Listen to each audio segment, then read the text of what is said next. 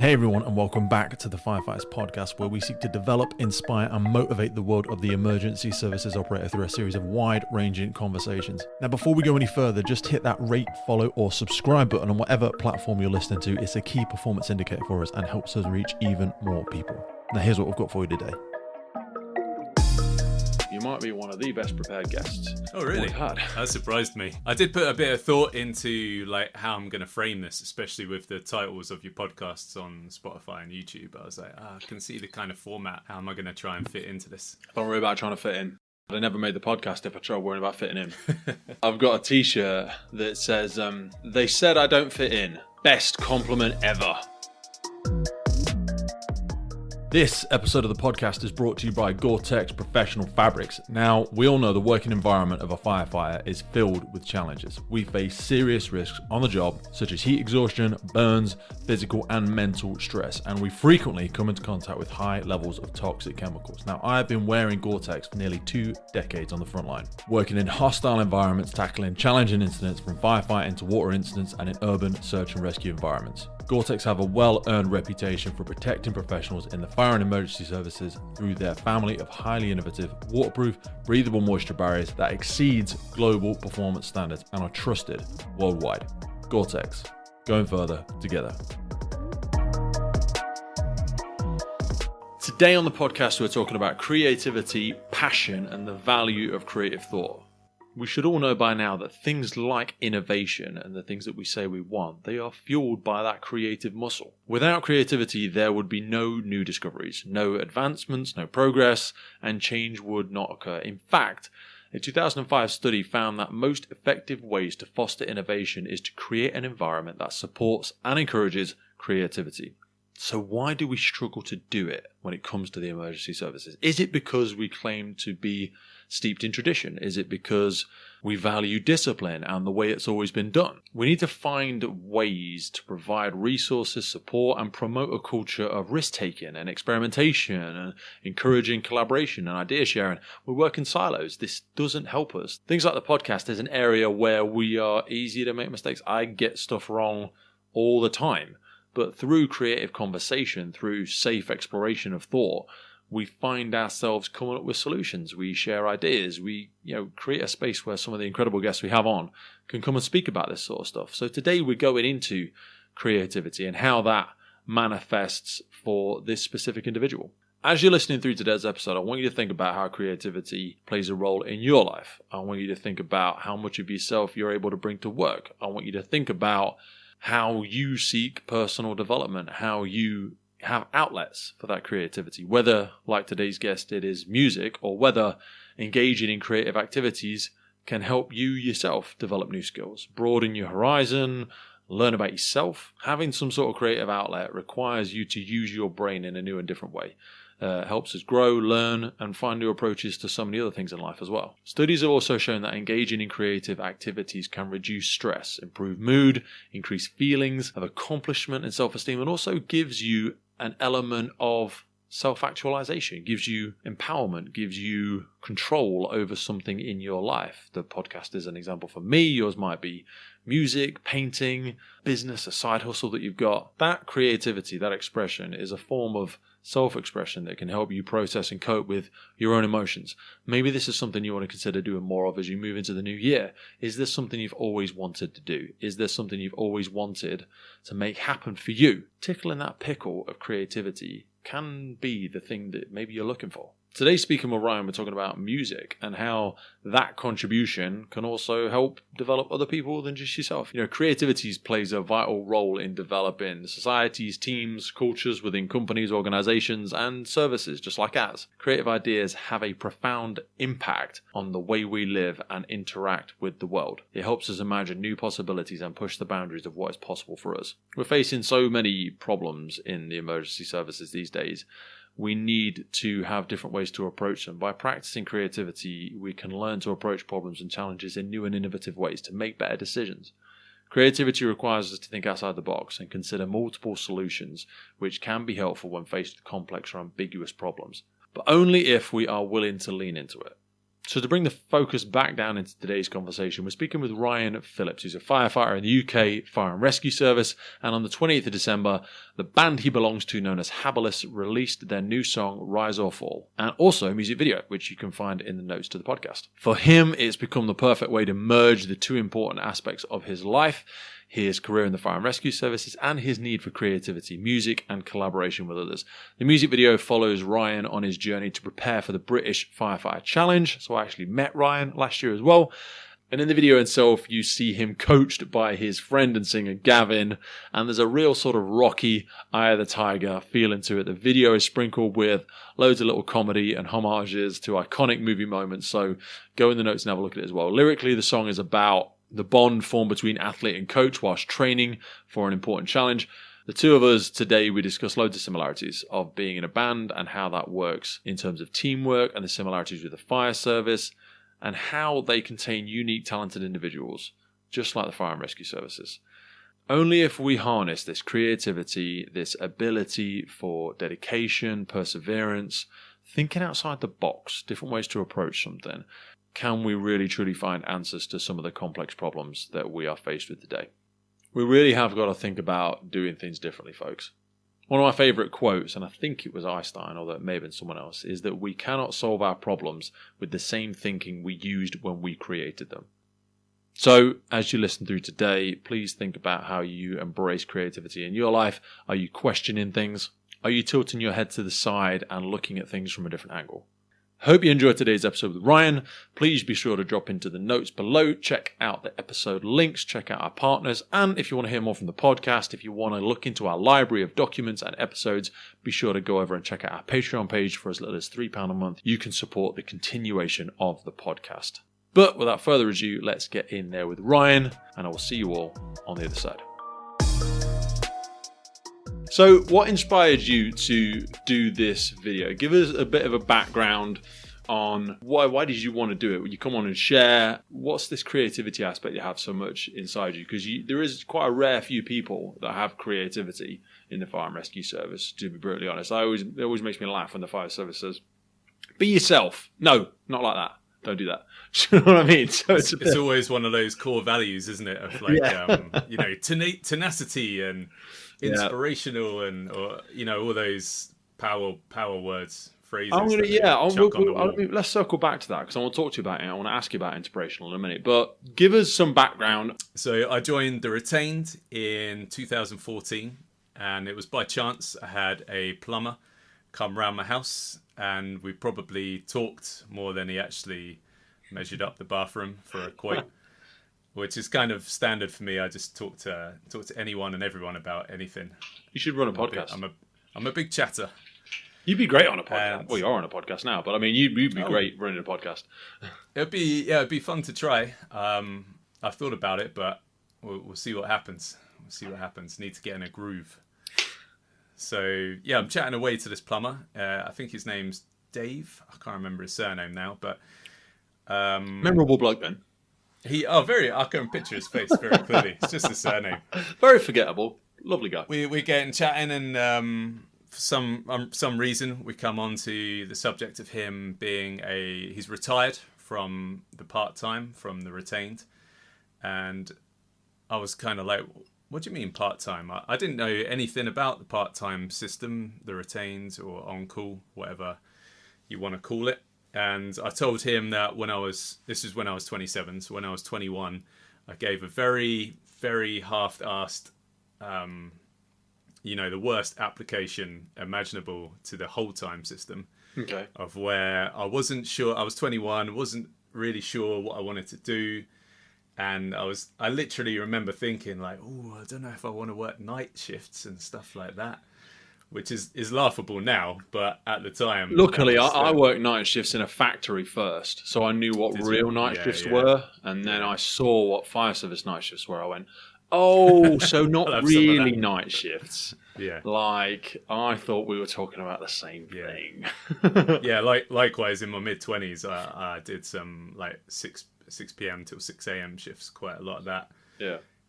So yeah, when I finally did get to where I am, I'm very grateful. So back to the plumber, Dave. and he tells me about the part-time system, and he's basically, just if you're interested, which I was, just go down and introduce yourself. Why were you interested? Thursdays. What were you doing at that time? At the time, I was working just like a Joe job, is what I call them, which is probably an insult, really, because everyone does. It's a normal job. I was doing a normal job, so what was it? We've trapped my insult. I was a planner for like lorry routes. Nice. Although the routes were already established, so saying I was a planner is fluffing up a bit. But I basically dispatched. That's a glorified Google Maps operator. Lorries and drivers, yeah. So. The driver would come in, I would give him the details of where you got to go, what you got to collect. It drove me a bit mad, to be honest. It was very frustrating because I struggle with, and I struggle with this a little bit in the fire service as well, with things are inefficient. And it seems like in Britain we have the most inefficient way of doing deliveries of a lot of stuff, and... Really? Our drivers would drive up north for a company, collect something, so their trailer would be empty. It would go, 2 hours up north, maybe more, pick something up, drive back down, deliver that, and then deliver it into London, and we're in Bedfordshire, and then drive back to Bedfordshire. So it's a lot of time. These trucks are empty, going everywhere, and I don't see why a system can be devised where they're full all the time. It's more efficient, especially as we're heading towards being more climate neutral and all that jazz. I bet they've changed that though. I bet Amazon's algorithm the hell out of that. It will. I mean, imagine when drones come in. That's when Yeah. I think is going to be the Yeah. game changer. Yeah. I mean, obviously we're seeing a lot of drone usage in the emergency services now, and it's growing. But you'll know when nationally they've unlocked that fly in public spaces thing, because the key indicator will be that constant hum of Amazon packages everywhere. It will be crashing into people. Yeah, well, it would just be a game changer. But I think the payloads are maximum like 5 kilos or something like that. And I'm sure I'm wrong when I'm saying that. But like for all these small packages, dropping off my makeup and things like that, perfect. Well, that's it will be good. It will be a game changer. It'll be too convenient. The world will be too convenient. That's where it always makes me smile. The guy that owns the UFC, what's his name? The main man. Dana White. Dana White. That's the guy. Yeah, where he's like, because everything's so easy and so soft now. You if you're even remotely a savage, life is just going to be so easy for you because you will just plow over people who have just gotten so sedentary. So incredibly lazy, Well, that's why the Dagestanis are doing so well, isn't it? Yeah, crushing the hell out of everybody. But also, that kind of echoes to me, and this is a strange analogy to overlay, but like you said, you had a job that you thought wasn't stimulating you, a job that sucked a little bit, a Joe job for a few years. I often think about people that enter the fire service whole time at 18, and they've never had a real job. I find even in their early 20s, they become like despondent, like, oh, God, they're expecting us to do all of this stuff. And I'm like, have you had a real job, dude? Have you scraped out, rotten mixers at 3 a.m? Have you worked on a building site? Have you filled a skip just for the hell of filling a skip? Have you dug a hole 2 meters deep and then told it needs to be another half a meter deep? No. What is wrong with you? Those guys can be, or those guys and girls can be somewhat like the ones with the... I don't find you get many girls like that, though. Probably not, no. I don't find they moan as much as guys. The attitudes can be quite challenging because, like you said, you don't know what a rubbish job is until... Well, they're the ones I get in trouble with because I let my passion deploy itself sometimes. In a bit more too much passionate way. Very diplomatically. And then I catch myself out because I've said something silly because they just make my blood boil. But anyway, yeah, you're right. I'm just like, you just entitlement is just ridiculous, anyway, we digress. But you got into a real job and then you wanted to come into the fire service. So you joined first on-call retained 27, is that right? Yeah, to be fair, I carried on doing that job whilst I was I was part-time, and that company were very good to me. I could see that it was almost as if the managers there were like, you should be doing something like the fire service, and they were very supportive and very encouraging, especially one or two of them were allowed me to carry on working part-time and do that as well. Very encouraging. So yeah, big shout out to those guys. And yeah, got into the part-time and really just put my foot on the gas, I would suppose, although I don't know if my colleagues would agree with that. But for me personally, I embraced it 100%. I couldn't get enough of it. I wanted to be, I was on call all the time, and I was jumping on every course that I could. And those first 18 months or 2 years, really, I just found myself developing massively from going to a guy who I would say had good common sense, but, you know, not massive practical skill to, you know, now I know quite a bit about lots of different pieces, like the first aid and the trauma care, for example. Like, I think, especially in the fire service, I don't know what it's like in other brigades, but in the one that I work for, it has there's an unenthusiasm around the first aid and trauma care kind of aspect, or traditionally there was. I think that's definitely changing. Yeah, but I've always seen it as UK, a massive, unfortunately, a massive bonus. Like, I mean, you can. I feel now I could come across so many different scenarios in real life where someone might need help, and the reality of that is that there's not going to be many members of public who are going to be able to help as much as you can. So it's given me. Mate, I'd love the opportunity, and it just needs to be a union fire service NFC conversation that gives us the ability to upskill to paramedics if we want to. And I know people will say, you know, we've got such a growing skill set, we struggle to stay on our own maintenance of competence, but, you know, like, paramedics an exaggeration. Maybe just what's the other ones called? The ones EMT. Yeah, EMT, emergency medical technicians. Emergency medical technician. Yeah, they're, you know, upskilling us to stuff like that. Now, the FREC is the latest iteration of the first aid, FPOS, IEC, and now we're doing FREC, and there's just new companies stamping their name on the same old thing, I think, but level 3s and level 5 FREC. But I don't know what that means in terms of competency from an NHS medical practitioner. I don't know what the conversion is. Like, what is FREC 5 in comparison? It's actually quite high.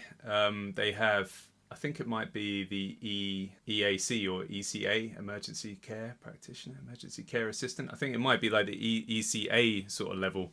It's surprisingly high because in my brigade, we did the secondment where we were assisting the ambulance service with driving, basically. And again, that was another massive opportunity for me to make the most of that experience of, well, what else can I learn? What else can I add to my skill set? And invaluable, it really was. It was such a great experience. And again, we were talking about night shifts. Those are some night shifts where you're on the go constantly. A lot of experience to be gained. So paramedics level 6.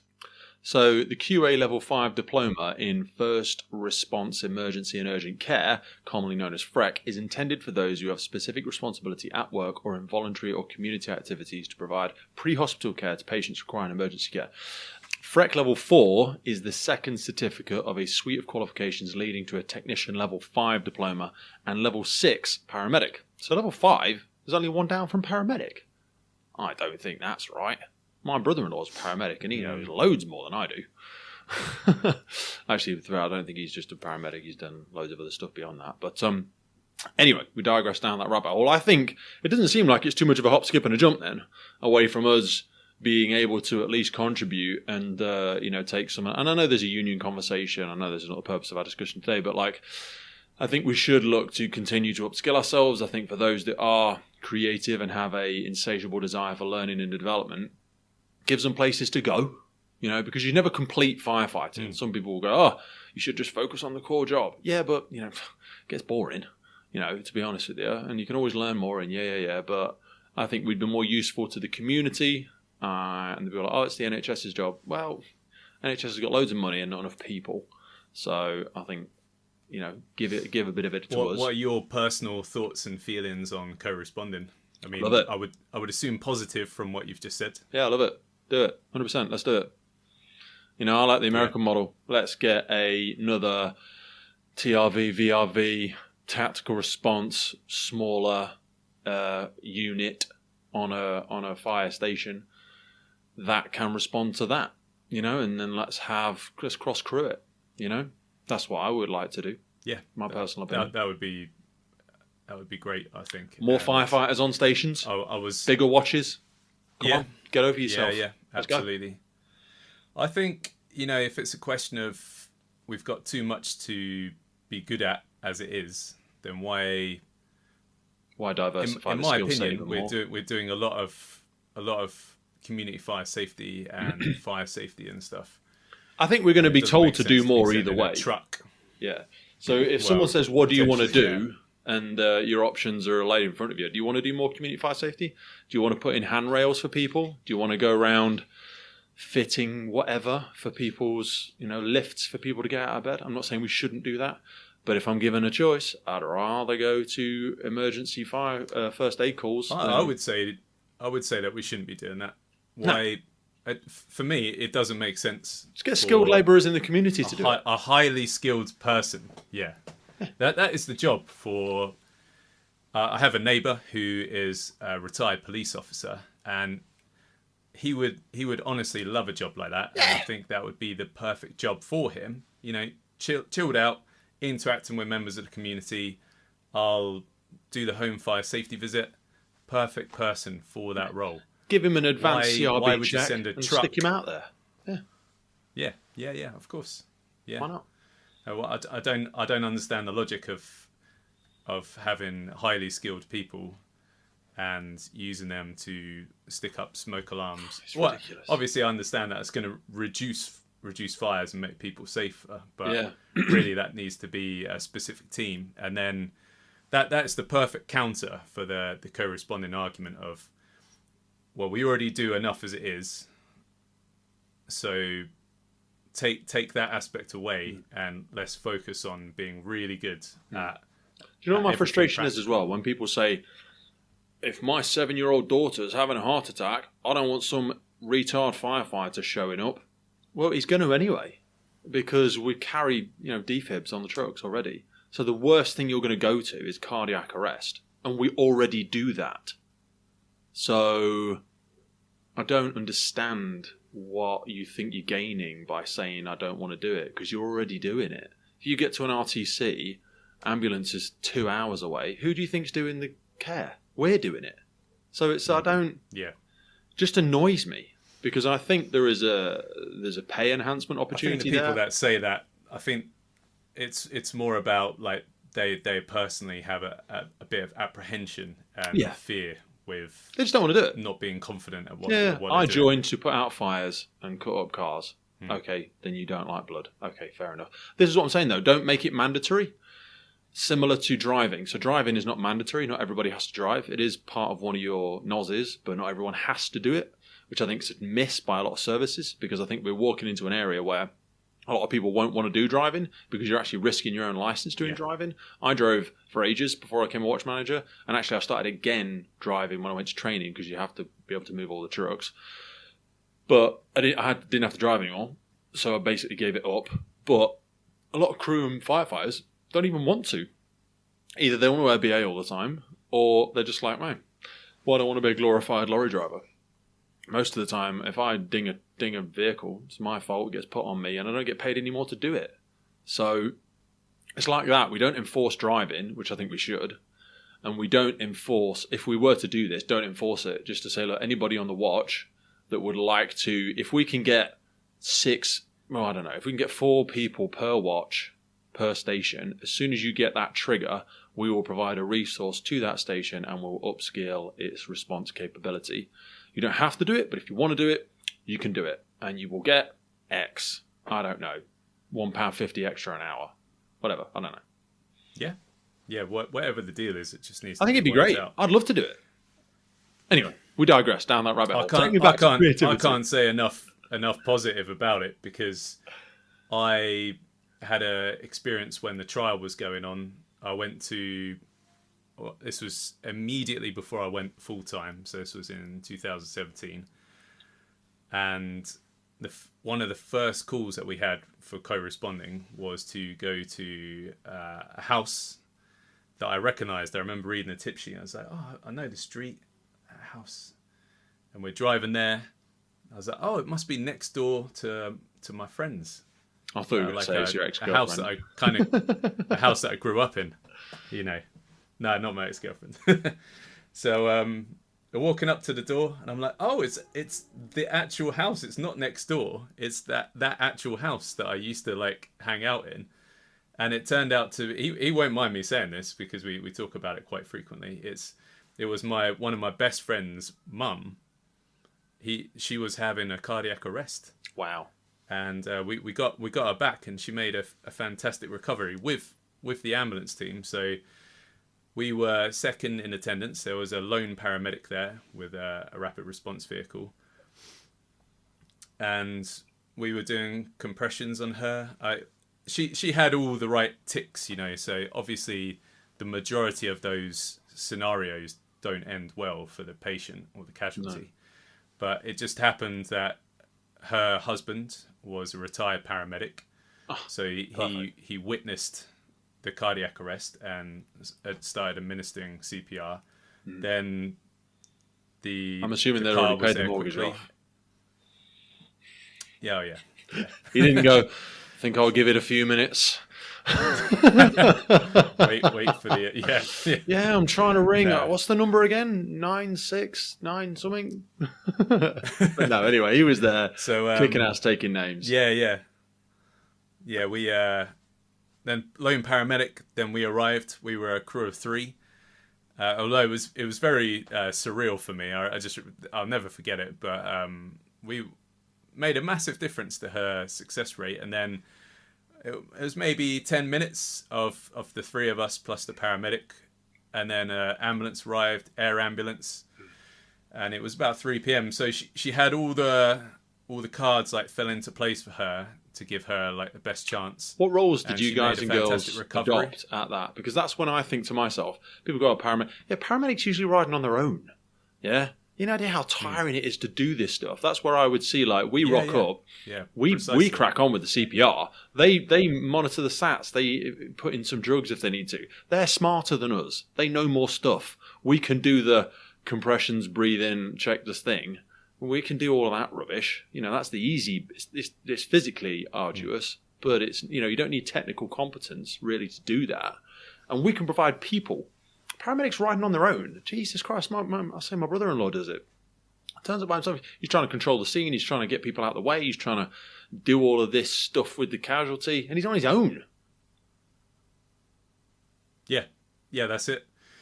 I just generally don't think, especially when you hear some of the arguments against it, of, you know, why do they need us? Why not just put more money into the NHS or whatever. I don't think people realise it's at a minimum, it's kind of a 4-person job if someone's having a cardiac arrest. Ideally 6. Well, that's the pit stop analogy. Do you see that one in the presentations, where you position yourself around the body? One at the head, you kind of in between the knees. One's there doing that. One's checking stats and taking records. And then the other person is getting the BVM ready, getting the intubation ready, getting everything else ready. It is a 4-person job. You're absolutely right. Yeah. To be done well, especially to have the most optimum outcome for them away that patient. Afterwards. Yeah. It just turns out that he was a paramedic as well, her son. So that's why we talk quite openly about it, and he'd be very supportive, I think, of me talking about it and her recovery as well, to have to come away from effectively being dead to them being walking around alive and healthy, had a pacemaker installed, and she's back on a riding around town on a bike not long afterwards, and who could argue against that? Yeah. Of doing it. there are downsides for sure, which we'll be out all night for a year. I think we did it for 10 months. No, I'd say genuinely like down, especially if you're doing it in the area that you live. Well, that's one of the examples, isn't it? Of like, yeah, we brought her back and she made a great recovery. Could have easily gone the other way, and you're working on people that you might know, or that's the job anyway. Friends that know them. It is the job. It is the job. And I think that's just the retained system in general. If you're or if you do the whole time where you live as well, you're going to build up a mental map of.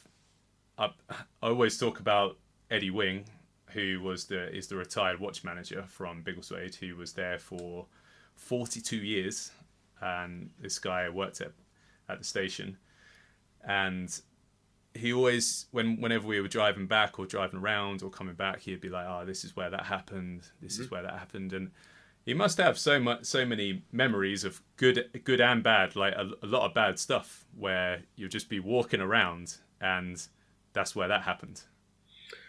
So is it bad stuff? That's a downside of co-res. It is bad stuff. We had building stuff. We had Gerard Devine. He's a Scottish firefighter on the podcast recently, and he writes a lot of poetry. So when this episode comes out, it'll probably come out around Gerard's, because it's along the same lines of creativity.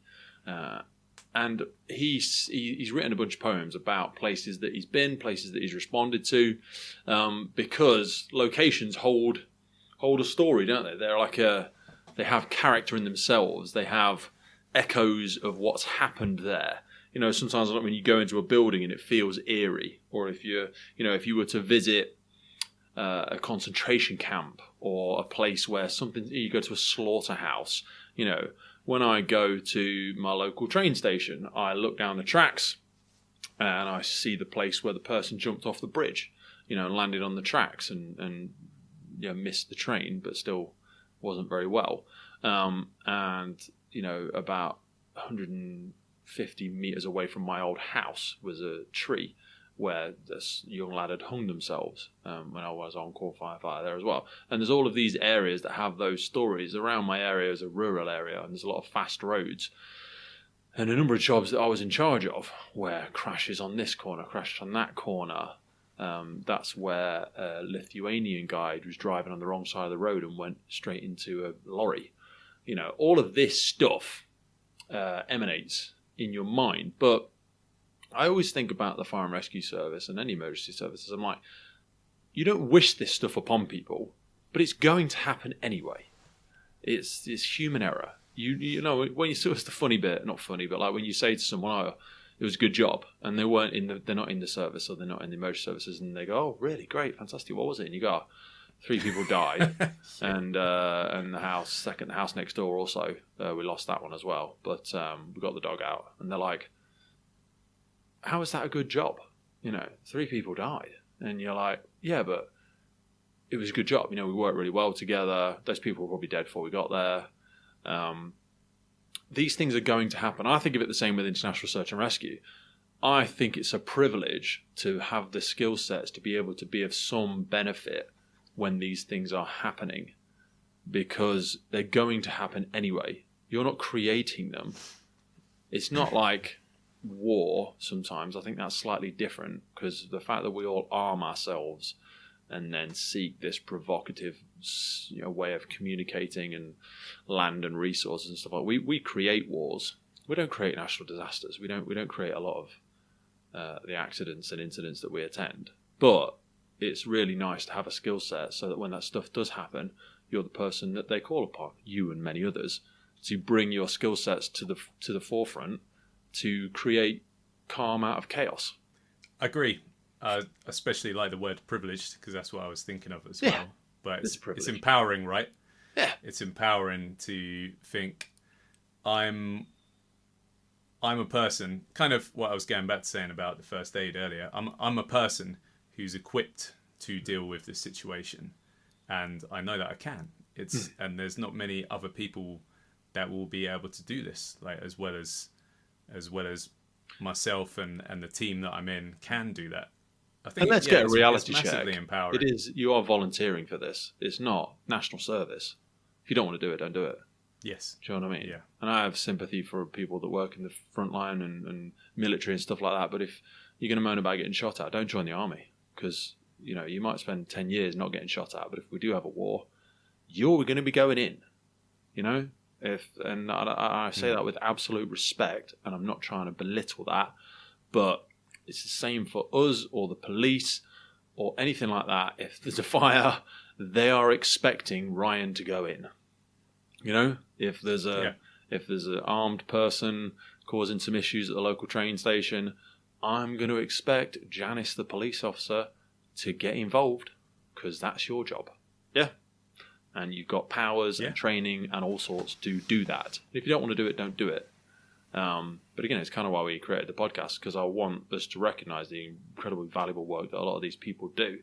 Because I think it's hard. I think the average length of career for paramedics is something like 5 years at the minute, because people just don't want to join. I've no idea how the police recruit, because so many people seem to hate the police. I love the police. They're great.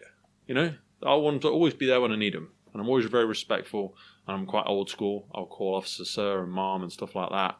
But I imagine it's hard for them to recruit. The ambulance service is just run ragged at the moment. It's crazy, isn't it, mate? It's just pretty much as simple as that.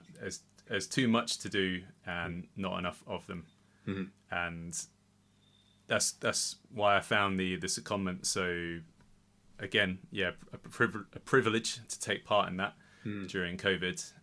And it was just, I kind of knew what the situation was anyway, but it was incredibly enlightening to just, you can know about something, but then when you're actually faced with the reality of like, oh, so every shift you're supposed to have a 45-minute break, but you only get half an hour. Yeah, tops. but don't they get 15 quid really, or 20 quid for missing hour, the lunch as well?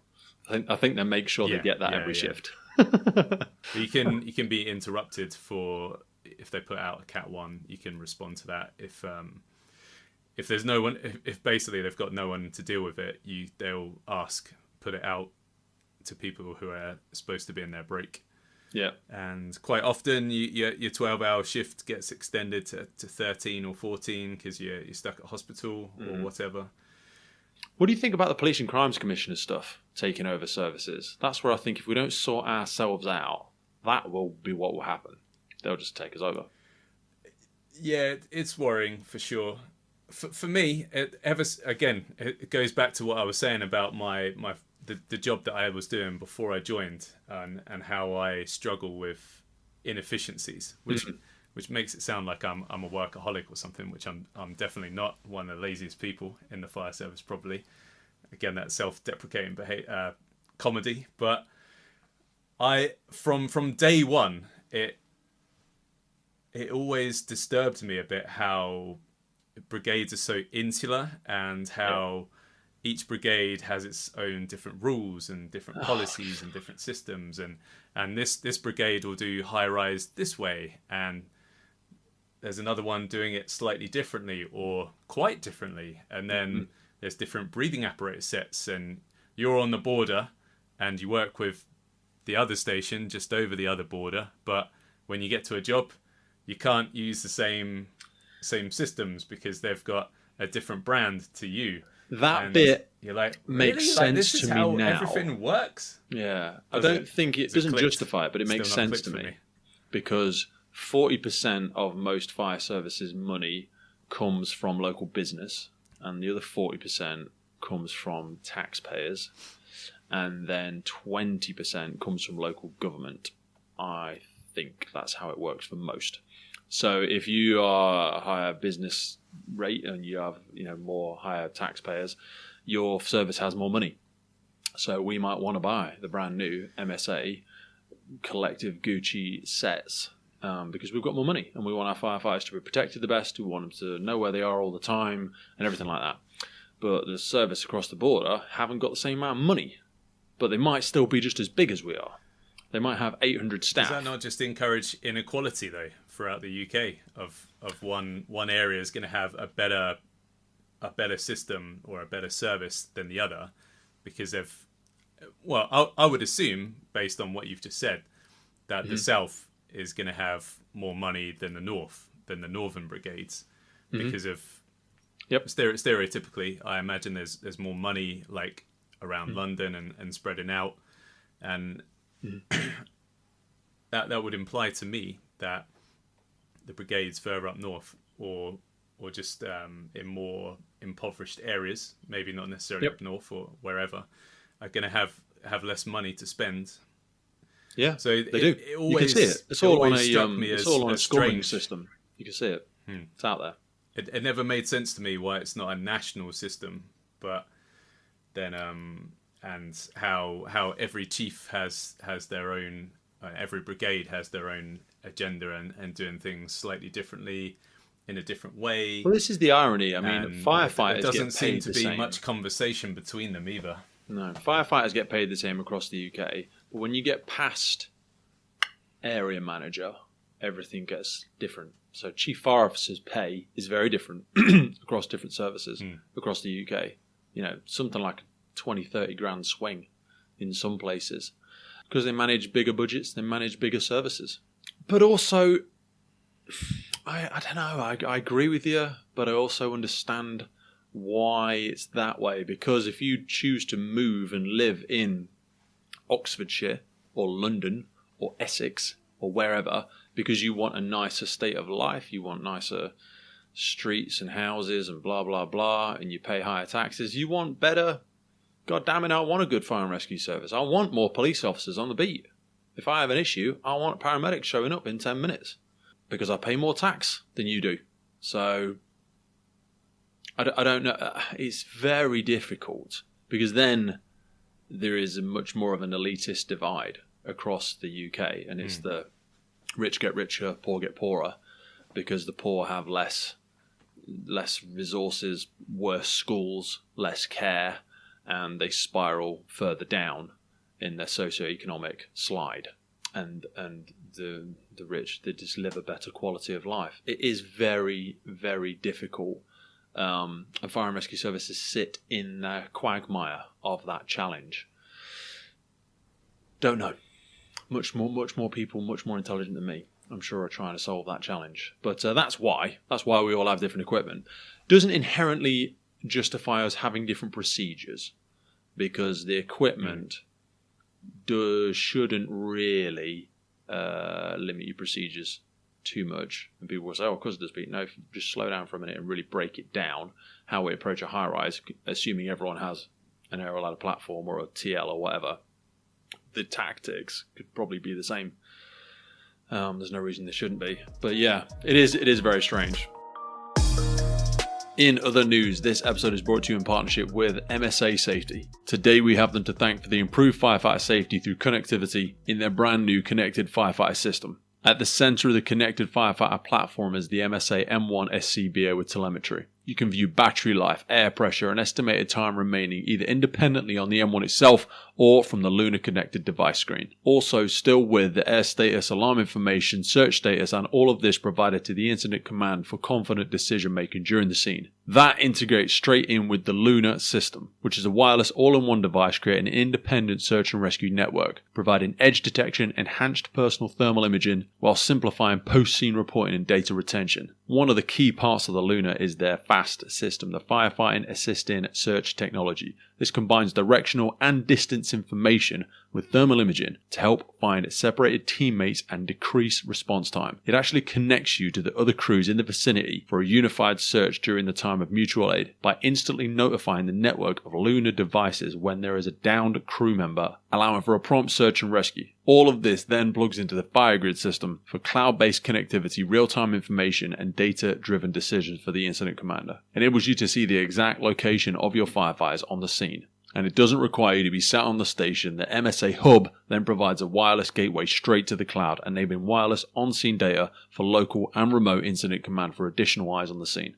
MSA are truly taking massive strides in the future of improved firefighter safety through connectivity. MSA is dedicated to increasing safety in the fire service through technological advancements. Various feature enhancements, new products, partnerships, and integrations will provide additional capabilities readily accessible by products, software, and services, in the brand new MSA Connected Firefighter platform. Now back to the show. Talk to me more about efficiencies and how because efficiency is smart laziness. It's just being efficient with your energy. Yeah.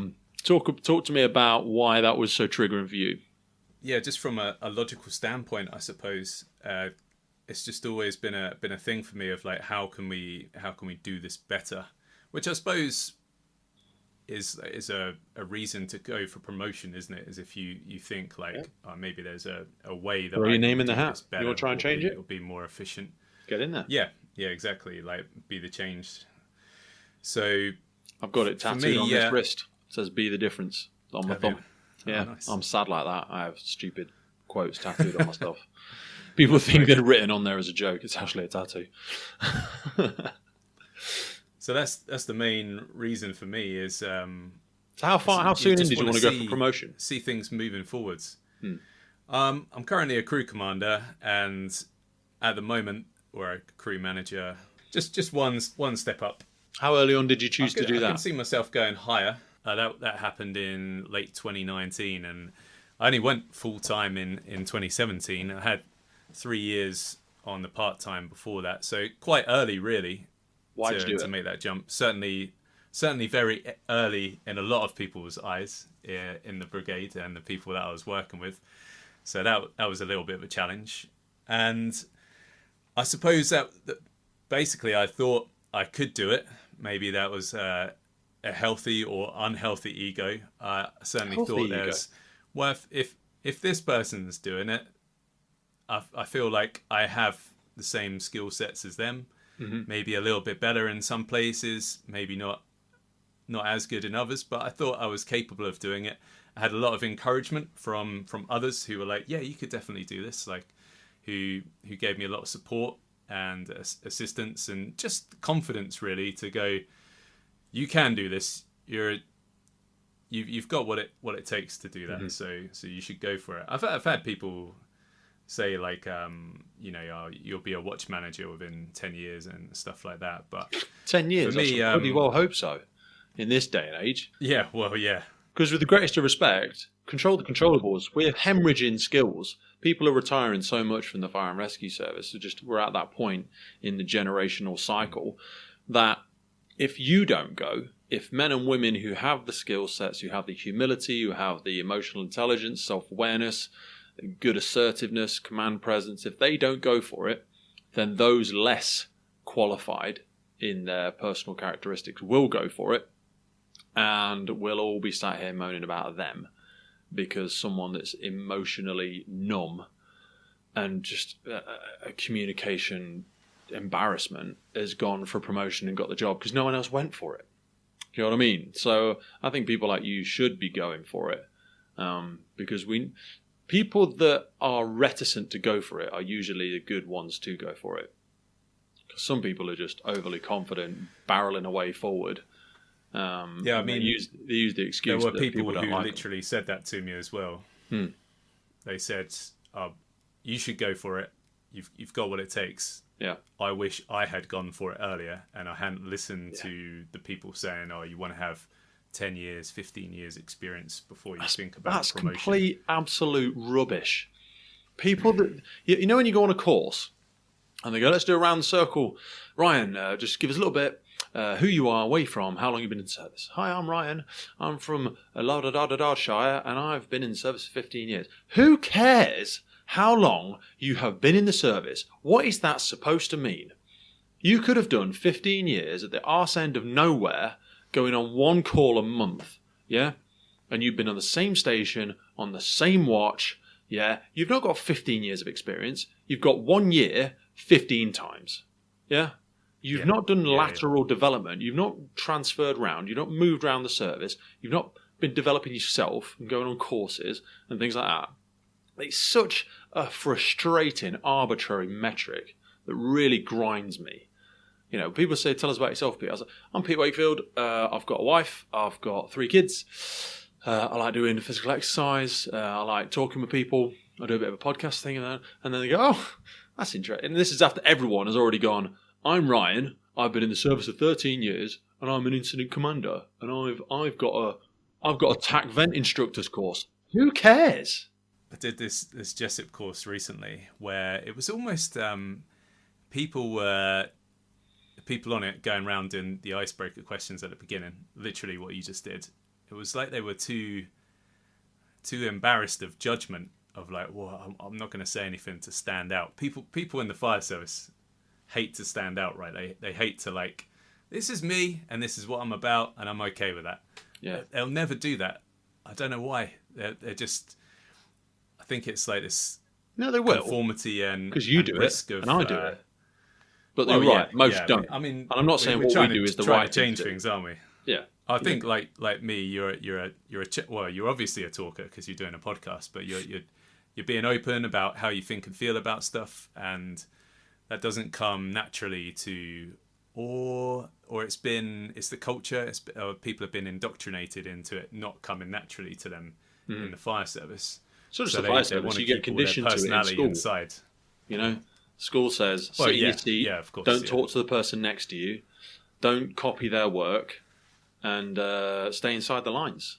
You know, why would you not copy someone else's work? That's really efficient. That's what businesses do.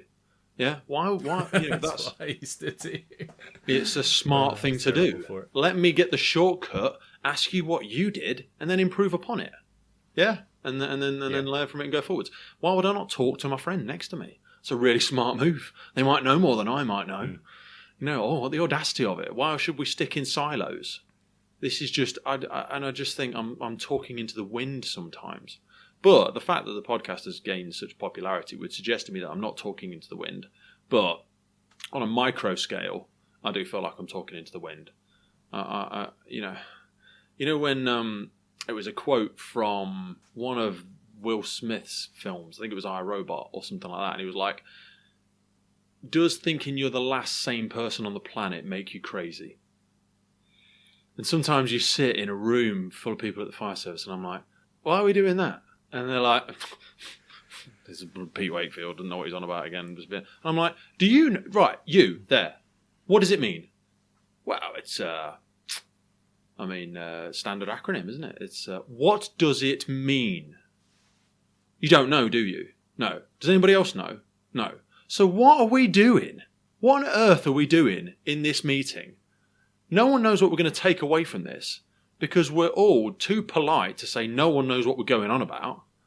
So why don't we just stop and recycle back to something where let's devolve this conversation to the lowest level of common understanding, and then we'll progress from there again.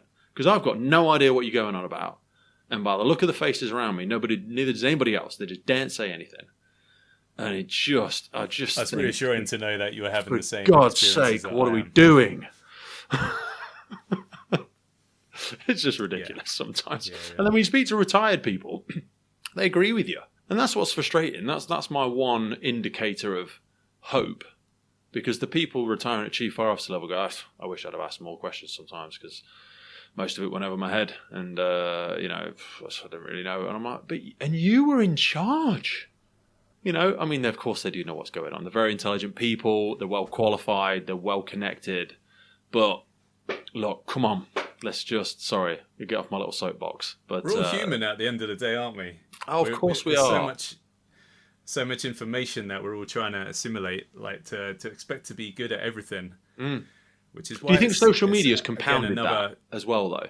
Because like you're expected to be the best CrossFit athlete and an amazing podcaster, and also you're going to be a sex god to your partner, and also you're going to be a consummate professional, and you're going to be the best friend in the world, and you're going to be the best mum in the world as well, and the best dad, and you're going to be in touch with nature, and you meditate every day as well.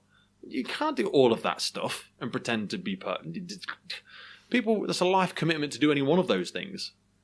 It's too much. Too much. And you're also going to be a really successful musician. Oh, okay, as well as everything else. It's crazy. Well, for me, music is just a fun outlet. It's just creativity. I have upped the game a little bit. I tried to take it a little bit more seriously. Not even seriously, but I've just tried to do what we're doing. Try to make it good, and fully realised. That's the phrase I want to use. Fully I've tried to realised. make it fully realised. Why? Why at this take it to age? fruition. And how? Oh, well, at this age, I'm definitely a late bloomer because, like I said, I only joined the fire service when I was 27. So, but I think all that experience of doing mundane jobs, because the lorry one that I talked about earlier, that was okay. It wasn't for me, but it was okay. I did far worse, more mundane stuff before that, and I think when I joined the fire service or just before that, I sort of was on the verge of having not a breakdown, but okay, I realised that I am deeply unhappy at the moment, and I need to quit my job and reset. And I'm not going to put any pressure on myself. I'm just going to stop and work out what it is that I want to do, because I'm just miserable. I've been doing jobs that are not fun, not really growing or benefiting me in any way, and I can't see myself doing them in the future. So I need to stop and work out what it is that I want to do. And then I was also doing the music the whole time. Like I've been doing music or making music in some way, playing guitar since I was like a teenager, probably about 16 is when I first started. So why didn't you go full side by elbow side, deep into that at that age? Why did you not go down to London and start busking? Not good enough, basically. Like I'm Compared certainly to not whose a metric? natural. Well, for example, like I can't sing. So if I could sing, it would be a different story. I would say like. What makes you think you my can't role sing? Everybody can in- sing. The guy that sings "You scumbag, you maggot, you sleep." Who's that song? You cheap lousy faggot. That song. Oh, the Irish chap guy from the Pogues. I do agree with you to a certain extent because Great song. You know, he But you wasn't- heard him in a he pub. wasn't He's like just a drunk guy. Yeah, but it's the character, right? The character in his voice. It's That makes congruence. sense. So- Does it match the person? Do you know what I mean? Can I see the voice Yes. coming out of that Yeah, human yeah. being? So you've got a nice voice. You've got a nice voice as you're talking to me now. It's got nice timbre. It's got nice, variation. It's not monotonous, not monotone. It's a lovely voice. I've amped it up a little bit. This is what I'd call my radio or TV podcast voice. Is it? Because if I like if I don't think I talk any differently. Because once I'm in the mode, it's just like a little switch. So it's a Okay. little switch that I flip. I'm not. It's not even that conscious anymore. But if I was to talk in what I call my lazy voice, it's more along these lines. It's even lower than this. It's low energy, and it does go into that monotone range. Well, yeah, but that's if I'm based on your talking in a energy and your relaxed mood, state. isn't it? So I have to take it up a little bit, and I think just having my nan is the only thing that changed that, because as she started to get older and her hearing got worse, Yeah. she just could not understand me. So then I was like, "Oh, I'll talk a little bit higher for you, Nan, and then you can understand me, can't you, Nan?" And she's like, "Yeah, I can hear you now. You're in my hearing aid frequencies." I was like, I was always So- taught early on. I forget who taught it to me, but there's a great video as well by Jules. Somebody does a TED talk, and it's around your voice is an instrument, even as you talk. And I do verbal warm-ups and stuff when I remember. Didn't do one today, but you can think about how you're using your voice to make the stuff you're saying interesting. Jumping between things, using pauses in the right places, and using intonation and volume, and exaggerating in speed and all this sort of stuff to bring life to the words that are coming out of your mouth, being able to move people with words. Great orators, they're not by accident. Most of them have really worked on it. Absolutely. It comes with practice as well, doesn't it? Of course it Practice and rehearsal and putting the time in. You alluded or you mentioned Dana White earlier, so I assume you watch a little bit of mixed martial arts. Yep. And Bruce Buffer, the man that does the introductions to the fights, mostly, what a voice. Just the incredible voice. And that must have come over time of his whole it's almost like a trademarked spiel, isn't it? Of it's I don't even know if I can say it because it's probably trademarked. But his introduction to the fights, right? Yeah. That didn't just come like instant. That's hours of practice and getting better, and that'll be him analyzing his performance. I would think, didn't quite sound quite good that time, so I'll work on it for next time. I'll be a bit more mindful. And again, like you said, putting the pauses in, timing, accentuating certain words. It's an instrument, learn to use it. And I think about that with incident command. Let's take it back to that aspect. your command presence, your ability to switch and, become more assertive, more direct. Not rude, but and I think people struggle with that, actually. People struggle with asserting themselves and feeling like they're being rude when actually you need to be worth listening to. That's the difference. I don't mind. I always apologise afterwards to whether it's members of the public. I'll be afterwards. I'll be sorry if I was a little bit blunt. I just needed to get the information out there. Yeah. Just needed to find out. And they're like, I think if anything, they appreciate it because if you exude in that confidence and directness, they're like, well, like they know what they're doing is what it says. And it almost calms them down as well. It focuses them. So if you're trying to get precise information off someone, you don't want to pander to them. You'll just be, calm down. I need to know this. I need to know it now. What about this? And they're like, it sort of stuns them into just giving you what you need to know at the time. Today's podcast is powered by our partner Lifelines and their revolutionary approach to functional hydration. Just like in firefighting, water is essential for body function, but studies show more than 80% of firefighters are dehydrated. A 25-year study findings from the National Institute of Health showed poor hydration to be linked to early aging and chronic disease, and even mild dehydration results in significant negative impact outcomes including headaches, exhaustion, rapid pulse, irritability, and poor cognitive function. A study conducted by Yale University showed that participants who were just 1% dehydrated had a 12% increase in errors when performing tasks that required cognitive flexibility. In addition, dehydration is shown to worsen mood and attitude, contribute to confusion and poor decision making, and negatively affect memory and judgment. In other words, you really don't want your incident commander, firefighter, or for that matter any first responder on a critical scene to be even slightly dehydrated. Mild dehydration occurs when a person is just 1.5% dehydrated, a condition that does not even trigger the thirst response in most people. So just imagine how quickly a firefighter or any first responder can and does become dehydrated in their day-to-day duties, which is why I address my hydration first thing every day with Lifelines. Go into the notes for this episode and specifically check out Lifelines Hydro Fuel and Hydro OG by clicking in the notes for the podcast for a clean energy solution designed for those who demand more from their day. Now back to the show. Talk to me about Habilis, and you mentioned before we came on the podcast about how being a band taught you about teamwork. Yes, I think most people, especially fire service folks or emergency services, might sort of like have this idea of being in a band. It's all just fun, isn't it? Like you make music, you go out, you play your shows. It's all just fun. It's all a good time, easy going. But there's an incredible amount of hard work that goes into everything you do, and especially I feel like there's an added element if you're doing your own songs as well. So if you're doing your own material that people don't know, trying to get people to listen to it is nigh on impossible.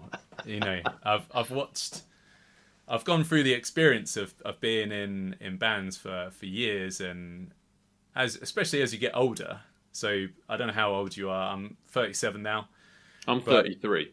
Your time shrinks. It just goes down and down and down, doesn't it? And you can imagine by my age, if you still want to do music or creativity in a group with people that are the same age as you, everyone's got kids. Mm-hmm. So all that stuff, which was still hard work, but easier when you were young because people didn't have kids. They maybe had jobs that they weren't too serious about, that they were maybe doing part-time or very flexible. Okay, the main thing in our life is the fun thing, which is making music. I always think life without kids is like life on easy mode. Yeah. Not that having kids is really hard. You can do. But when people that don't have kids tell you they're really busy and tell you they haven't got time for this or they're struggling for that, and I'm like, what are you on about? You must be messing about with so much of your time. Yeah. You must just have acres and acres of time, where you're just messing about. And also, I think it calls your, I try and swear less on the podcast, but it's hard not to sometimes. It calls your bullshit to the fore, because it's like, when it's just you on your own, or you and your partner, and you're saying, oh yeah, I'm really into music and I really want to do this sort of stuff. Sometimes it might just be BS. You're just lying to yourself, you're lying to them, you're never really going to do it, But when you say it to a kid, your own child, you're like, I found it impossible to lie to my daughter, which helped me a lot. Stop taking drugs, for first and foremost, allowed me to do some of the things that I kept saying I was going to do. Having businesses, doing this podcast, doing lots of stuff. Because I always say kids don't learn, they absorb. They see what you're doing. They see how you're living. They see the incongruence of your behaviors versus what you say and what you espouse and what you preach versus how you actually live. Yeah? And I think, I really do think, and it sounds so disrespectful to people without children, but it's like, it's life on easy mode. It really is. You less accountability. And also, you're only ever thinking about yourself.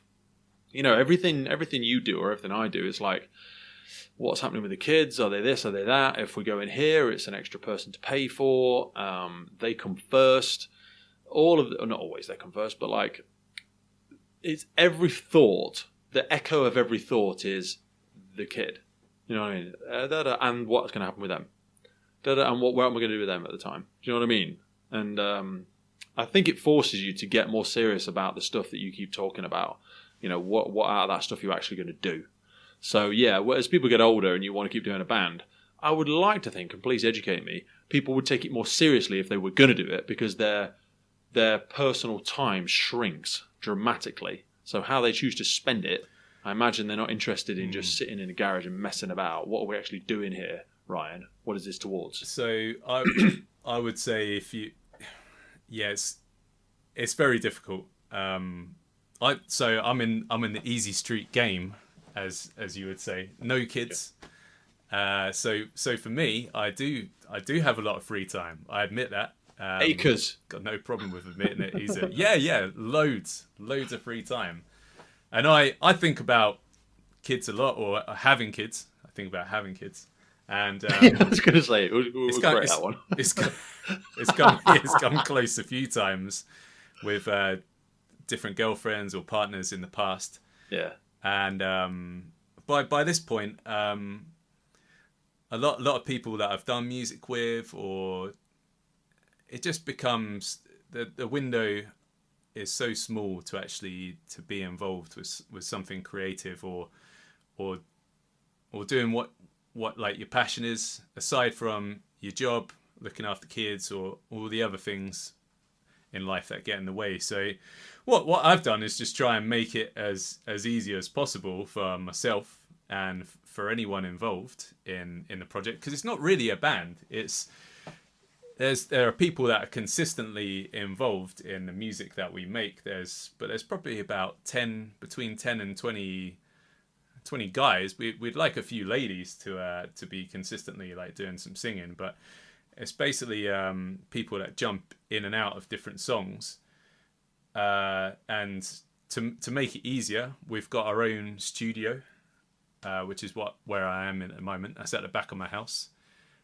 We've got everything that we need to record, so there's no cost to anyone else. It's not really any cost to me at this point, because the studio was something that I didn't.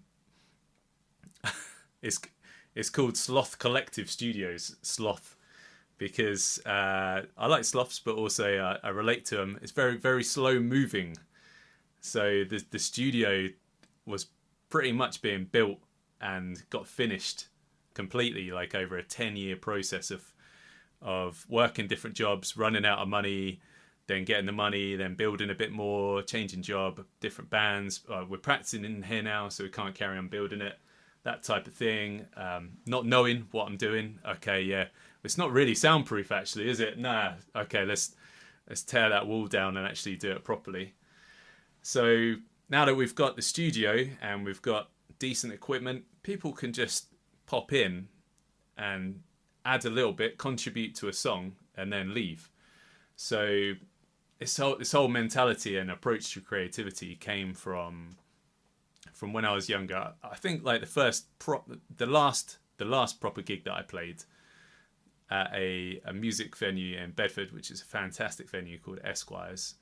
And we got to support these local independent venues who are really struggling with recently. But so the last time I played there with a band where we were doing our own music, we had probably rehearsed our songs that we've written ourselves for about, I reckon something like 10 hours in total, just for this one show. So we've got the show coming up, practice relentlessly, and then you play the show and no one's there because they're going to see a band that they don't really know, and the promoter's not really promoted in any way, so it's just a complete waste of time almost, other than the satisfaction of going, and I still have the satisfaction of we played really well, it was really good, it's a shame there was no one there to see it. So after those experiences of, you can be in a band doing your own stuff, or a function band or a covers band, you're always going to have good performances. You're probably going to have, if you're doing your own stuff, you're probably going to have more negative experiences than you are positive, or like shows where like there wasn't really many people there, or the sound wasn't very good, I couldn't really hear what I was playing, or we messed up this song. So now we're, after watching a few lectures and changing my approach to it, we're doing it all like in the other order. So we're not playing live at all really until the songs are there, they're recorded well, and people can actually hear them before coming to the show. It makes sense to do it that way around, right? So that people can hear you first and then go and see you at the show. So that's the way that we've been doing it. That's the way we've done this song. And the guys, whoever's about and wants to contribute to a song, they can come in and do it. It's really like a small community project of local players. Gavin, the singer on the Rise or Fall song, he lives just down the road from me, so literally like a minute's walk. And the other musicians in the band, there's Ross and Tom, both live in the same town as me, and a couple of others, like a short drive away. But we've not been together practicing this song or rehearsing it. They've just popped in, recorded their bits, and then gone. So my role within the band, and this goes back to what I was saying earlier about not really being a particularly good musician, is I've more sort of moved into this producer kind of role of, and I don't know if it's a Dr. Dre quote, or someone describes Dr. Dre, is he knows what sounds good. So I think that's the role that I play in the project, is I'll be listening. That's the bit that we want. That's the bit that sounds amazing. Let's focus on that. Let's refine that. Get that really good. Make that the focus. And less is more as well with creativity, I think. It's quite easy to, which is like a Rick Rubin mentality, a big time producer. Kanye West quote that I like. He said about Rick Rubin is not a record producer. He's a record reducer. So he takes things out of the song so that you can focus on just like the critical components that are there.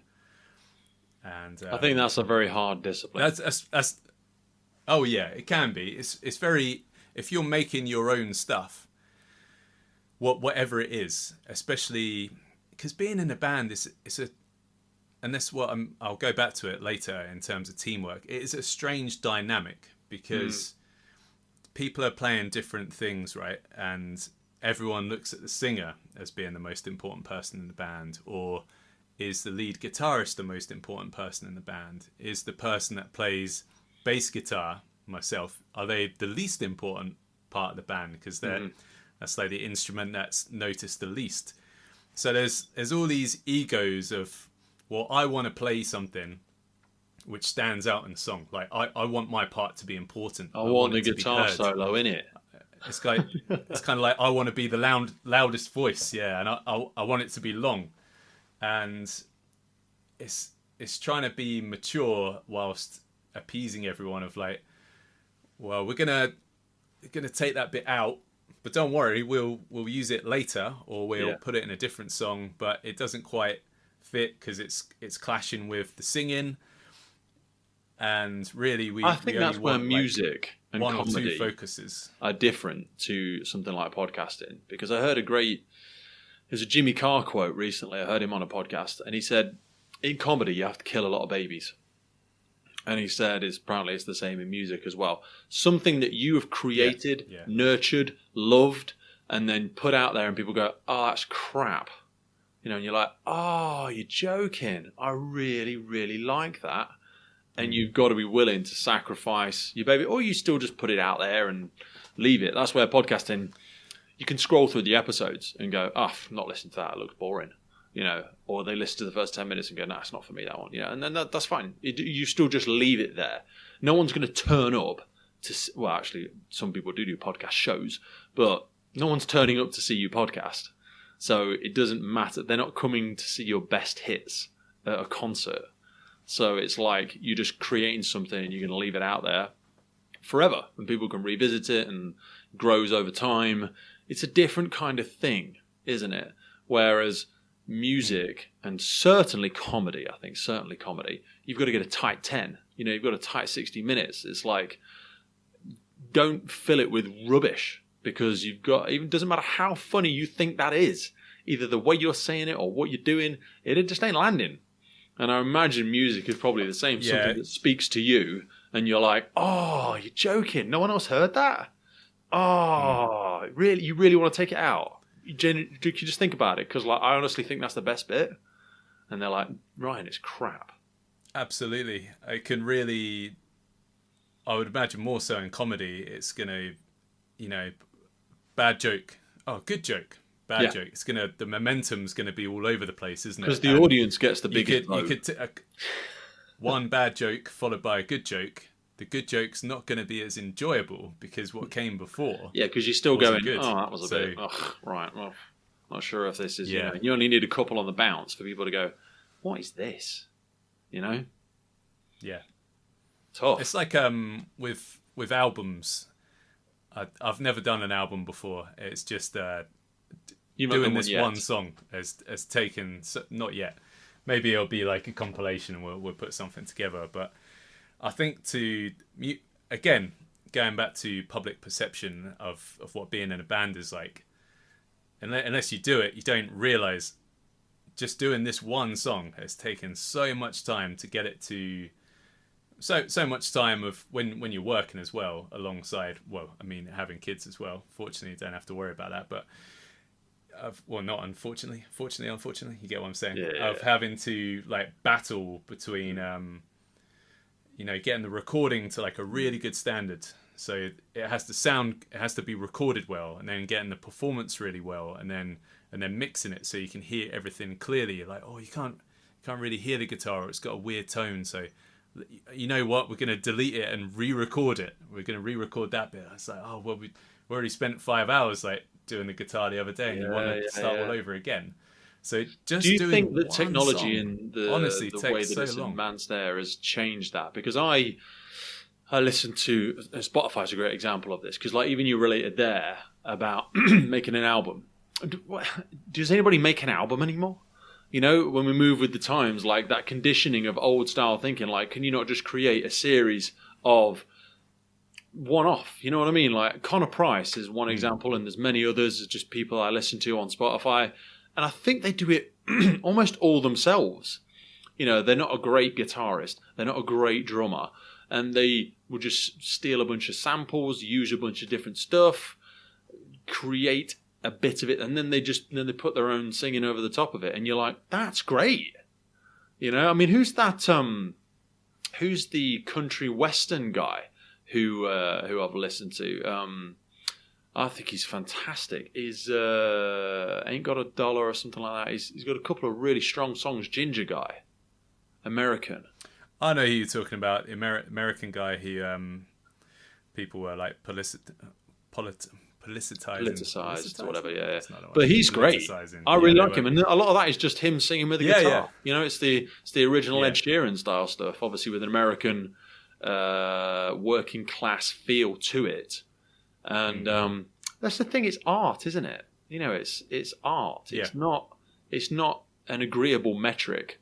You know, who runs the 100-meter fastest? Yeah, it's all subjective. Yeah. You know, 100-meter fastest it is, Ryan. I won and you didn't. I crossed the line before you did. It's a universal metric. But music is art, so very difficult. You know, but also like the fact that you do it in such a collective manner with so many people, I imagine limits the speed at which, because I always say, like, if we were all going to go out on a walk together, something subconscious and unspoken will happen. We'll either speed up to the fastest person or we'll all slow down to the slowest person in the group. And that is the pace at which this project will move.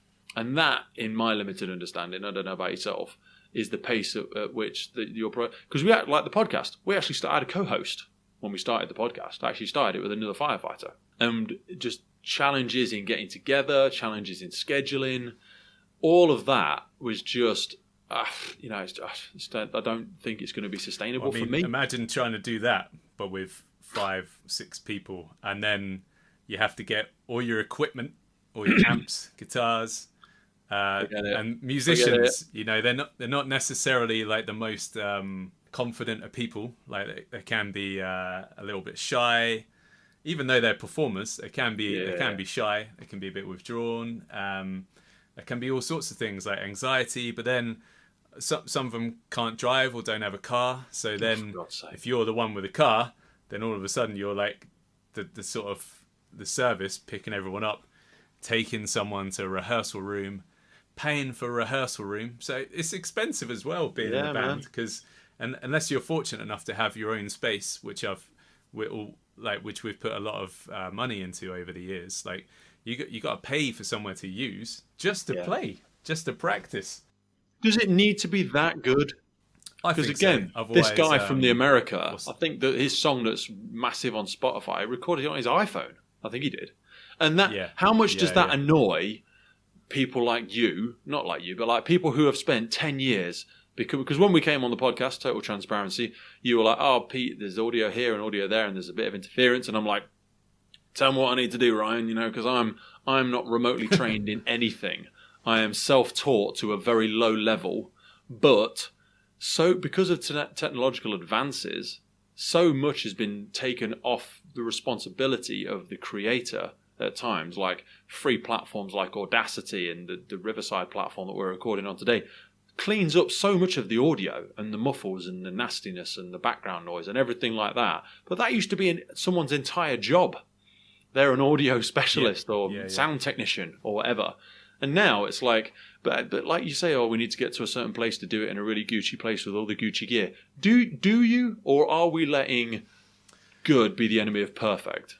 There's certainly a bit of that, but I think it goes back to what I was saying earlier about trying to see it through to its maximum potential, see it through to fruition. Like you can have a song. You're not necessarily ever going to be fully satisfied with your painting or your artwork or your song or the way you've told a joke.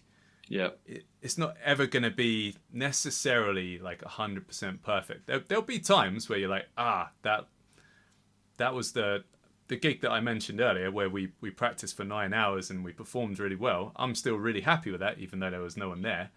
But that could be a little bit rare. And I think with recording, if you've got your own place, you could go overboard. You could constantly go, that's not good enough, like back to the drawing board. But that's where things like podcasting is accountable. Like, it has to go out on Monday. It's going out on Monday. The train is moving forwards. Yeah? Is it ready? Yeah. Well, sometimes you've got to go with what you got.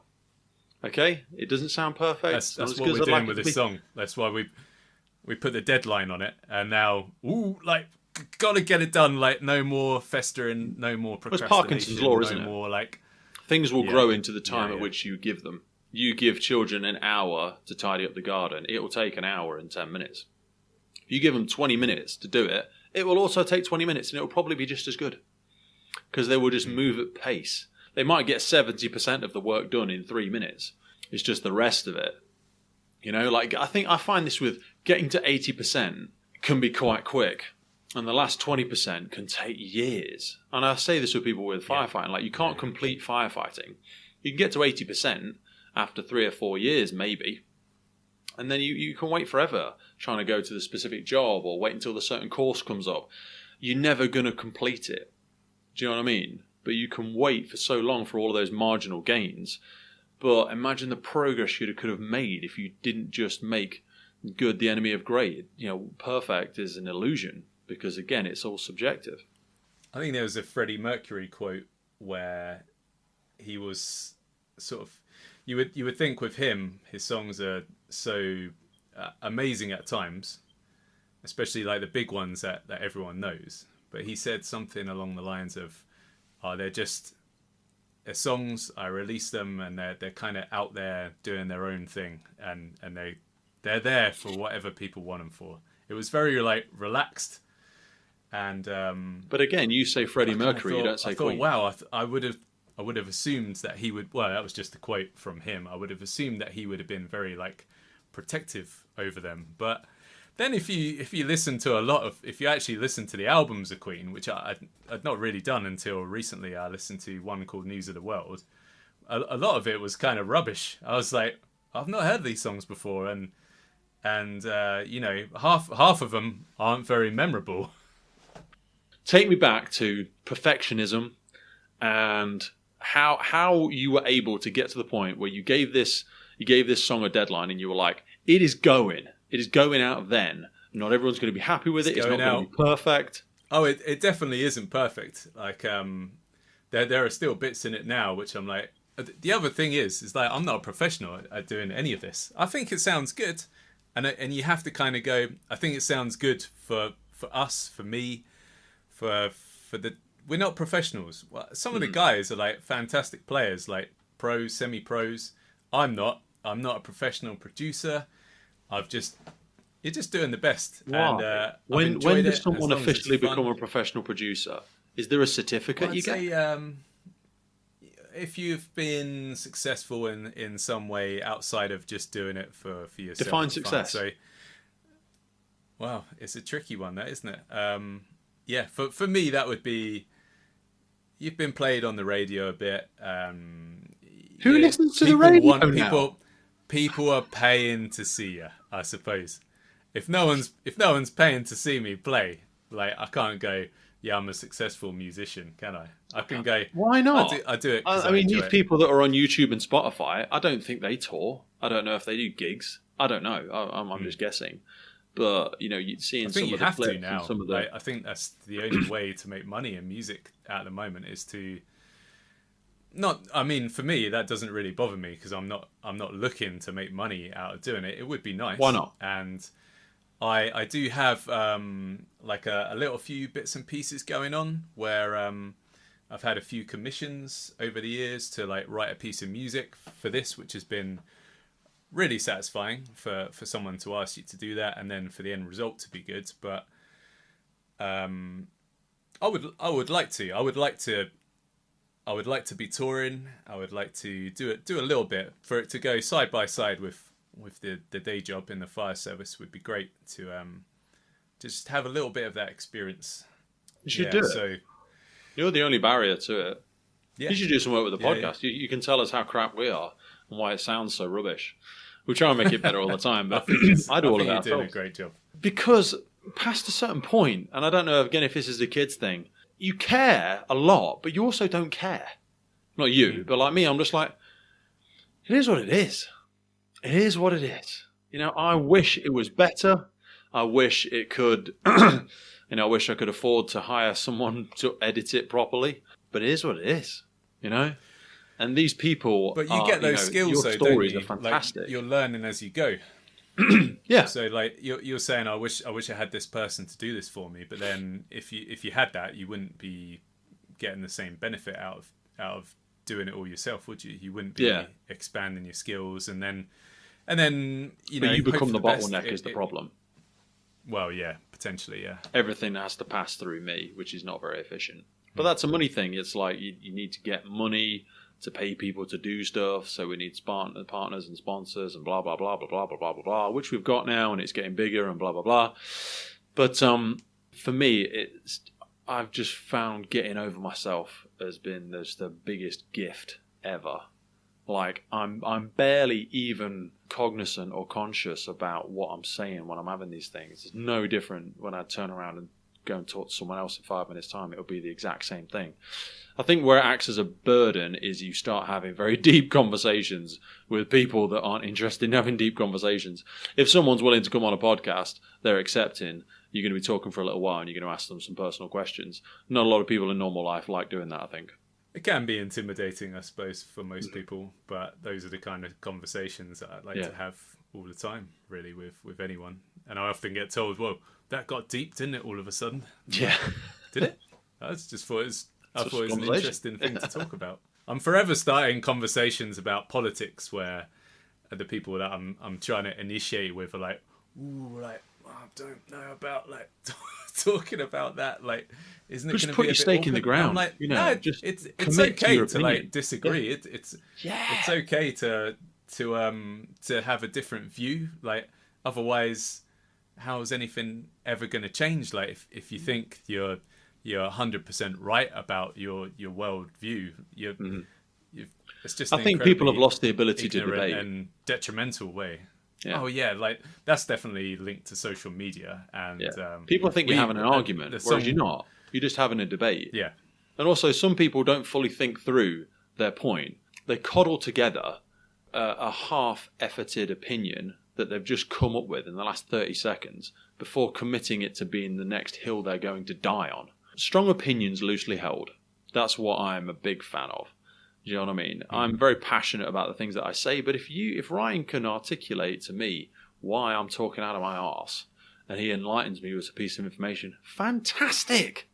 That's great! It's really great! But, especially in the emergency services and the fire service specifically, we're so culturally sensitive that passionate conversations is a dangerous landscape. Yes. Which is a shame. We touched on like management earlier, and whatever it is you're talking about, everybody, it would be beneficial to think, I have to accept that there's a possibility that I'm wrong about anything. You know, it could be like your most passionate belief or the thing that you hold dearest, or you're so certain on it. You have to think, I could be wrong on this, or there could be information I haven't heard. I always say to people, what piece of information could I present to you that would disprove your point? And if they can't give me a piece of information that would disprove their point, then you don't really have an opinion. You have a religious belief, because no matter what I would say to you, you would not disprove your opinion.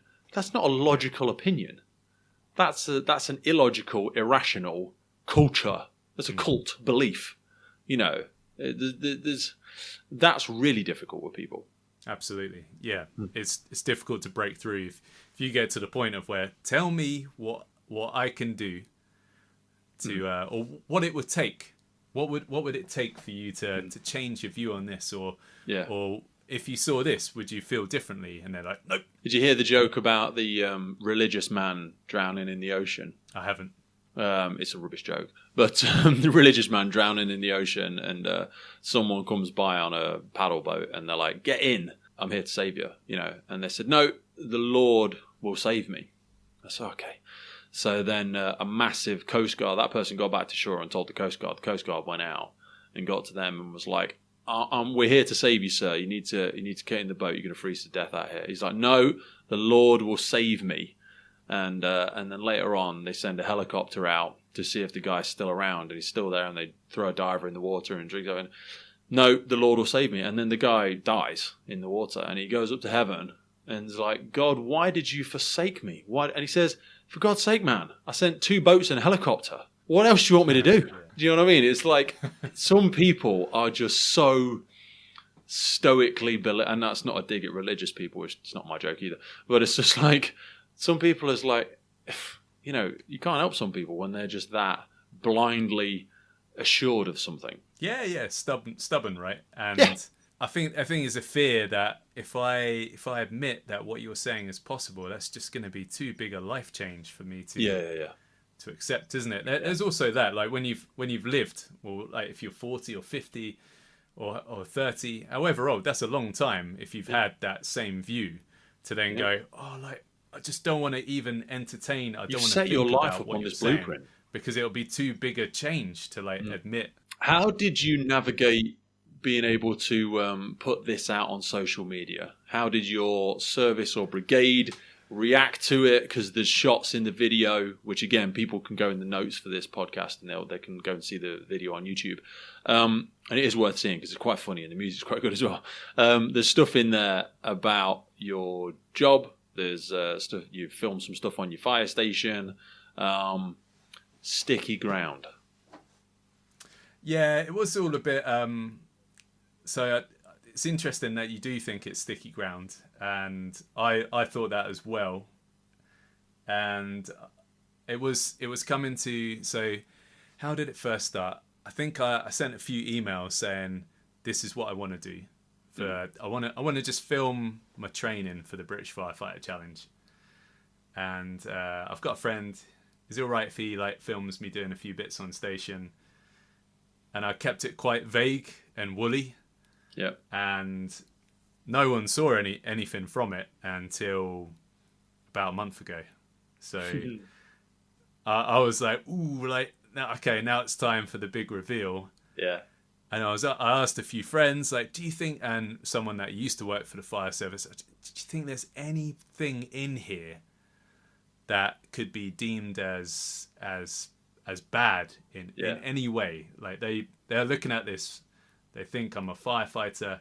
Is there anything that you see that they will then turn around and go, ooh, like, well, not even the fire service.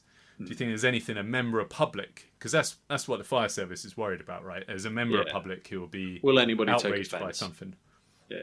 Yeah. And I still think there's potentially, people say that I overthink things, but there's still stuff in there that you could go, the bloke's acting like an idiot. He's an embarrassment to the fire service, or he's making a mockery of the fire service. I still think there's stuff in there, and I would hope that the brigade or whoever else would go, it's okay, like it's just a bit of fun, like. We don't do that on Children for Need, or we don't do that on when people are doing Christmas songs. Yeah, exactly. Or they don't look like complete morons. Yeah, they do, and it's funny, and it's fine. Yeah.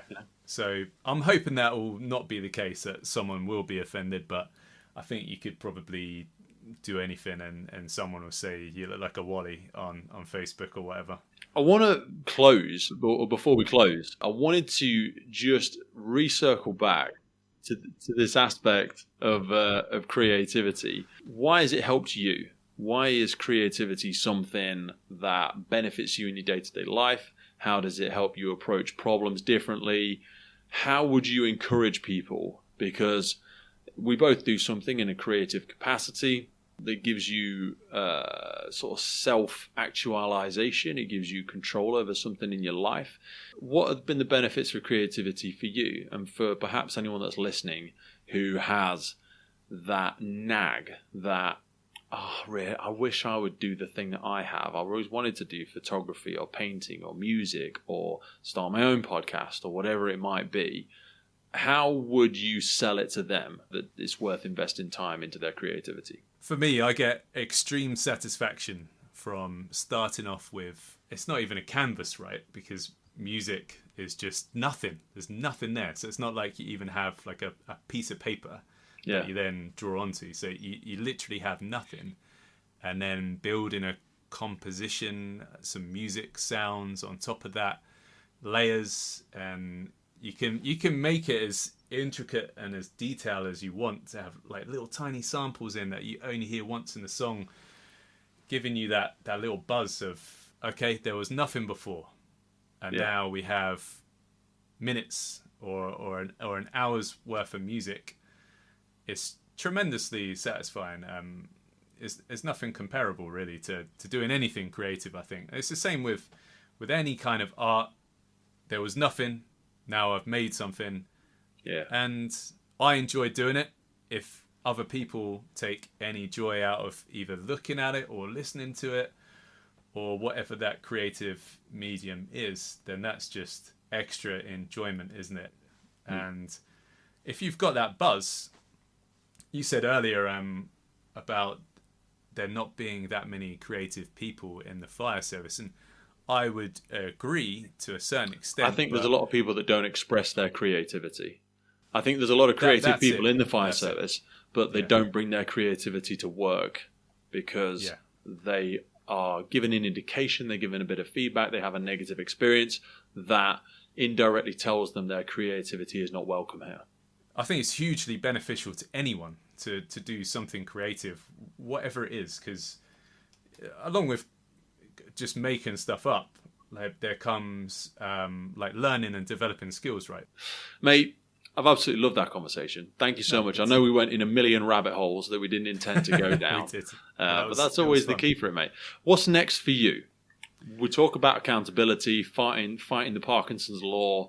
What are you doing next? What are you working on? What are you fiddling with in the darkness?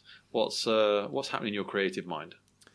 So musically, or we'll have another song. We've got loads. So I said how much effort we put into this one song, but as people have been coming in and out, there have been probably about 15 other songs on the go simultaneously. Yeah. And it gets to a point where you're like, okay, we're trying to get this one song ready. So we will focus just entirely on this song for like a month or two. But other than that, there's always lots of songs going on. So we're going to try and ramp up the output, because we're always working on stuff, but just getting it out there. So we're going to try and get another bunch of songs out this year. So if you're on the internet following and you liked what you've heard so far, following the Habilis stuff is good. I don't know if people are curious why it's called Habilis, but I'll just quickly explain. Yeah, please.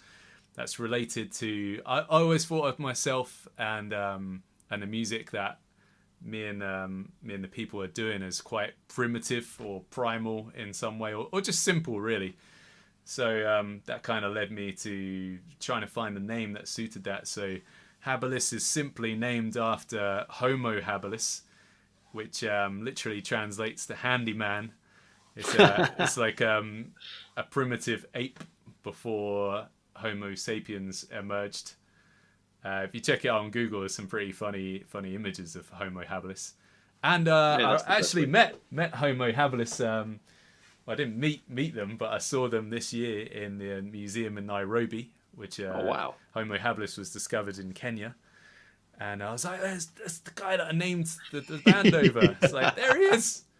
It's like, I've been to Kenya before, and I couldn't believe that I'd never tracked down Homo habilis, and I just stumbled across it by accident on a tour of I love that. the museum. So where's the best place for people to find you? Where's are you going to send me some links? We'll put the links in the notes below this. Facebook, Instagram. We're kind of trying to do all the stuff really, which again ties into more skills you develop, because if you read anything about putting music out, you got to be. Everyone knows it's all social media these days. So then that's another tool that you have to develop.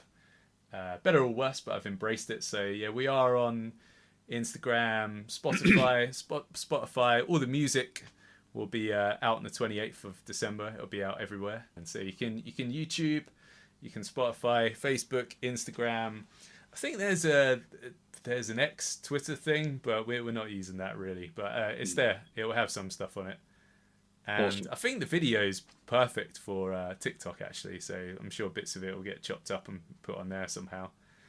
I was talking about Homo habilis, and that fits in quite nicely. Maybe we'll talk again in the future about Kenya, because that's why I was in Kenya working with the fire service there and training those guys as part of a volunteer project, which is become a massive part of my life, is doing that. So as much creativity and effort gets put into that, even more so maybe than the music. So, but it's not a surprise, because people that are getting invited and involved in that sort of stuff, often when you go down the rabbit hole with them, they are also involved in a whole bunch of other random stuff. And it's just the same for myself. I get invited to so much random stuff, and the pink firefighters and all the other random things that you end up doing, because you seem to be that person that's happy to step out from the main road and go off track and see what you find. And that's where often the best nuggets lie. You know, they're not on the highway. They're somewhere tucked in the forest. For me, it's always been very rewarding to do so, whether it's with joining the fire service, working part-time, or just meeting the neighbours, taking out the bins and seeing what comes of that. People should, if I could say one thing, just meet people that you live close to, because you never know what's going to come out of that. People 100%. Don't talk to their neighbours much anymore, do they? They should. No, 100%. Brother, thanks so much for your time today. I've absolutely loved it. We will catch up again in the new year. Are you competing again in the new year? You're going to do the next round? So you're going to hit back? I'm going to do it. I'm going to have to. I sort of went downhill last year, so I got some retribution. Big time retribution coming. You wait for it. I'm coming. Training's got to start, getting towards that 3 minutes. I started already, but yeah, I'm gonna ramp it up. I'm gonna take it very seriously this year. Good man. For me, anyway. Very seriously for me. I'm still not gonna get anywhere near close to you guys, but hey man, the best version of you. Your 100% is your 100%. Yeah. That's what we're. That's the message of the video as well. Only competing with yourself. It's tattooed in the middle of my back. Would you be surprised? Wow. Me versus me. That's the eternal competition. That's always the best part of it. Right, mate. Thank you very much. I love you lots, and I will speak to you soon. Yep. Take care. All the best. The Firefighters Podcast was created to recognize, acknowledge, inspire, and hopefully even motivate these incredible individuals who have chosen to be part of the first responder community. Our driving purpose is to create a legacy resource for the current and future generations of firefighters and first responders. We get some incredible feedback from listeners and guests, and as the podcast grows, our desire to create longevity and sustainability means that we are asking for the support of our listeners. If you want to support the podcast, if you want to get discounts to our merchandise, hoodies, clothing, coins, patches, and also access to all of the incredible documents get shared with us from our podcast guests and sector leaders, then please head over to our Patreon page, and for just £3 a month, you can support the future of the podcast. Please finally hit that follow, subscribe, or rate button on the platform you're listening, and wherever you're around the world, please support your emergency services responders, and thank you for listening.